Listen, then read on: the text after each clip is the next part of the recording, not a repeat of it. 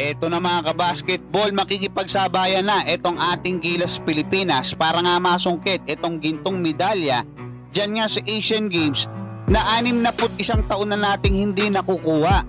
At alam nyo ba mga kabasketball na hindi pa nakakakuha ng isang medalya, kahit isang medalya, itong kupunan ng Jordan na makakalaban natin dito nga sa finals.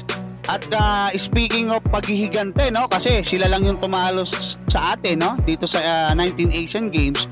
Alam nyo ba mga kabasketball na mas matindi itong pinaghuhugutan ng kupunan ng Jordan para nga gumante dito sa ating Gilas Pilipinas, kasi tayo yung pumigil sa kanila na makakuha ng kauna-unahang medalya nila dito nga sa Asian Games.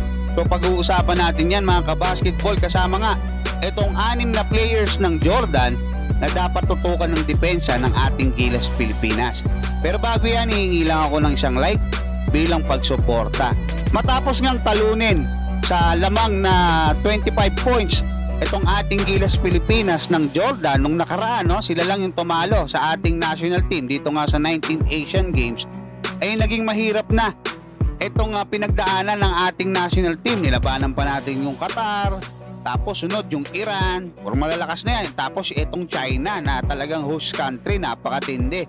At matapos nga natin lampasan yan mga kabasketball, kung matatandaan nyo, binanggit ni Coach Tim Cone na kung sakaling maghaharap sila ng kupunan ng Jordan, ay sa pakiramdam niya ay may chance tayong talunin yan. So makikita natin yan mga kabasketball. Actually, naniniwala talaga tayo. Tinalo nga natin yung China eh.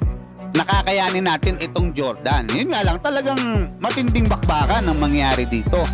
At maglalaban nga ulit itong dalawang pinakamagaling na import dito nga sa atin sa Pilipinas, na si Justin Brownlee at saka itong si Rondae Hollis Jefferson. Alam nyo ba mga kabasketball na isa itong si Rondae Hollis Jefferson sa mga ikinukonsider para maging naturalized player ng ating Gilas Pilipinas. At nakalista siya doon sa Final 16, no? Sa 60-man pool ng ating national team para nga dyan sa Asian Games. At inamin yan ni Coach Jojo Lastimosa mga kabasketball na kinukuha nga nila, no? Ikinukonsider nila etong si RHJ. Yun nga lang, mas pinili niya dyan sa Jordan kasi dito kasi andyan si Jordan Clarkson, andyan si Justin Brownlee, andyan pa si Ange Kwame, napakaraming naturalized player. Hindi katulad sa Jordan, siya lang yung nag-iisa. So ano ba yung nakataya dito nga sa report ng ESPN mga kabasketball, dito nga sa magiging laban ng ating Gilas Pilipinas kontra nga dito sa kupunan ng Jordan? Bukod nga dyan sa ginto na 1962 pa yung huli mga kabasketball sa pangunguna netong si Kaloy Loizaga na pinangunahan itong ating Pilipinas team, no, national team. 4 na sunod mga kabasketball na ginto yung naiuwi niya para sa ating national team.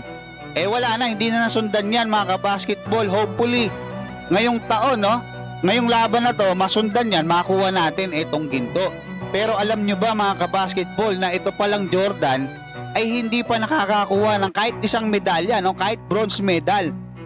Noong 1986 umakyat sila mga kabasketball doon sa top 4 at may pag-asa sana silang makakuha ng bronze medal. Yun nga lang, tinalo sila ng 2 puntos ng kalaban nila. 2 puntos lang mga kabasketball, no? At ang matindi dyan, ang tumalo sa kanila Pilipinas. So kung pag-uusap paghihigante, mas malalim yung pinaghuhugutan netong Jordan.